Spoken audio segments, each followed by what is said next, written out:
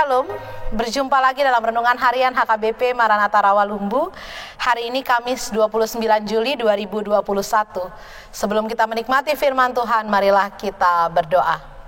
Kasih karunia dan damai sejahtera dari Tuhan Allah Bapa kita dan dari anaknya Tuhan Yesus Kristus menyertai kamu sekalian. Amin. Saudara-saudara yang kasih Tuhan, firman Tuhan hari ini terambil dari kitab Nabi Sakaria pasalnya yang ke-7 ayatnya yang ke-10. Janganlah menindas janda dan anak yatim, orang asing dan orang miskin, dan janganlah merancang kejahatan dalam hatimu terhadap masing-masing. Saudara yang dikasihi oleh Tuhan kita Yesus Kristus, budaya patriarki dalam komunitas bangsa Yahudi itu termasuk pada budaya yang agak semena-mena terhadap anak dan perempuan. Oleh sebab itu menjadi kebiasaan bagi orang Yahudi, setiap pagi laki-laki Yahudi dewasa akan berdoa, menengadahkan tangannya kepada Tuhan, mengucap syukur. Saya bersyukur Tuhan, Engkau tidak menciptakan aku menjadi perempuan atau anak-anak. Padahal sudah pasti dia pernah melalui fase anak-anak, bukan? Oleh sebab itu, seseorang yang telah menjadi janda atau anak yatim, apalagi jika anak yatim ini adalah seorang perempuan, mereka menjadi penduduk yang tampaknya tidak punya hak lagi untuk hidup. Kalau janda-janda sekarang banyak yang ditinggalkan harta oleh suaminya, menjadi janda kaya katanya ya, bisa menyekolahkan anak, bahkan bisa pelesiran ke luar negeri. Anak yatim juga begitu. Ada banyak anak yatim yang tidak khawatir dengan masa depannya karena ayahnya meninggalkan warisan yang cukup untuk dia. Saudara, kalau dalam bangsa Yahudi dulu, seorang janda tidak punya hak atas harta suaminya. Karena begitu sang suami meninggal, harta suaminya akan dikuasai oleh pihak suami.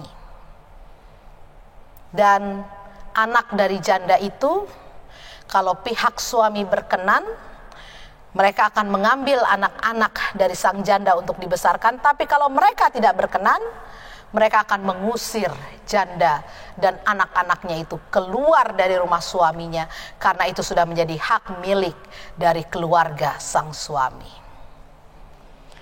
Oleh sebab itu, janda dan anak yatim tidak beda jauh nasibnya dengan orang asing dan orang miskin. Orang asing tentu saja orang yang tidak punya rumah, para musafir yang tidak punya harta, tidak punya rumah untuk berteduh, tidak punya tempat tujuan, itulah orang asing. Dan orang miskin yang tidak punya harta, bahkan untuk bertahan hidup pun kadang-kadang mereka harus makan di kebun orang secukupnya, sekenyangnya, dan besok mereka datang lagi ke kebun itu untuk makan seadanya. Karena itu peraturan di Yahudi. Jadi kalau ada kebun seseorang, boleh ya seseorang orang asing atau orang miskin numpang makan di kebun itu, tapi tidak boleh dipalas, kan gitu ya. Dan boleh dipalas cikatong, dan ngaci katanya, ya tidak boleh. Nah, oleh sebab itu saudara-saudara, firman Tuhan di Sakaria 7 ayat 10 mengingatkan, jangan sampai kamu menindas janda, anak yatim, orang asing, orang miskin, merancang kejahatan dalam hatimu terhadap mereka pun jangan sampai. Ya. Seringkali kita seperti itu. Ya. Udah miskin, tukang sayur di pasar, baju compang-camping, sayurnya kangkung berapa seikat, 1.500, 1.000 ya, kan gitu ya. Kita tawar lagi kan gitu. Ya. Padahal apa salahnya sih di supermarket kita nggak pernah nawar, padahal yang punya supermarket sudah orang kaya. Kenapa sama orang miskin kita masih nawar? Memang sih ibu-ibu jiwa meronta-ronta ya kalau nggak nawar ya Bu. Biarpun harga 1.000 perak pokoknya ditawar aja kan gitu ya. Tapi saudara, firman Tuhan mengingatkan kita sekali lagi untuk lebih peduli terhadap mereka.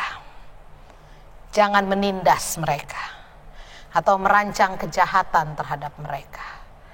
Tapi baiklah orang-orang seperti ini, janda yang memang tulus hatinya perlu dibantu, anak yatim yang memang dia tidak lagi memiliki harta benda bahkan untuk menyokong kehidupannya sehari-hari, orang asing yang kita temukan di jalan, para pengamen, para pengemis, orang miskin. Kalau ada rezeki mari ya kita berikan kepada mereka. Tetapi yang paling penting adalah kita sapa mereka, kita hormati mereka, dan kita jaga perasaan mereka dengan betul-betul memperhatikan dan tidak menganggap mereka sebelah mata saja. Tuhan memberkati kita. Kita berdoa. Bapa di sorga, kami mengucap syukur dan terima kasih kalau pada hari ini kami boleh mendengar firman-Mu yang mengingatkan kami untuk lebih peduli terhadap teman-teman kami yang berkekurangan, para janda, anak yatim, para orang asing dan orang-orang miskin. Seringkali kami melupakan mereka, bahkan tanpa sadar kami menindas kehidupan mereka. Dan saat ini pun Tuhan, kami diingatkan supaya kami jangan lagi melakukan hal tersebut. Tapi kami harusnya lebih peduli, lebih memperhatikan dan menyupport mereka. Karena sungguh itulah yang disukai oleh Tuhan untuk kami perbuat. Berkatilah jemaat-Mu yang menyaksikan renungan harian pada saat ini. Berikan kami semua kesehatan dan pelihara keluarga kami dengan rezeki yang cukup memenuhi kebutuhan hidup kami sehari-hari. Berkatilah Tuhan setiap jemaat-Mu yang dalam proses studi, Tuhan beri kepintaran, yang bekerja Tuhan berkati pekerjaannya, yang berumah tangga berkati rumah tangga kami, pasangan hidup dan anak-anak kami Tuhan. Yang sakit Tuhan sembuhkan, yang berbeban berat Tuhan berikan jalan keluar, yang berduka Tuhan hibur hatinya, dan yang berulang tahun Tuhan panjangkan umurnya, berikan mereka kebahagiaan. Terpujilah nama-Mu Tuhan, dalam Kristus Yesus kami berdoa.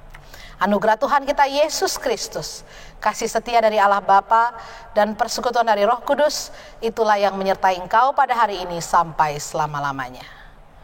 Amin. Shalom, Tuhan Yesus memberkati.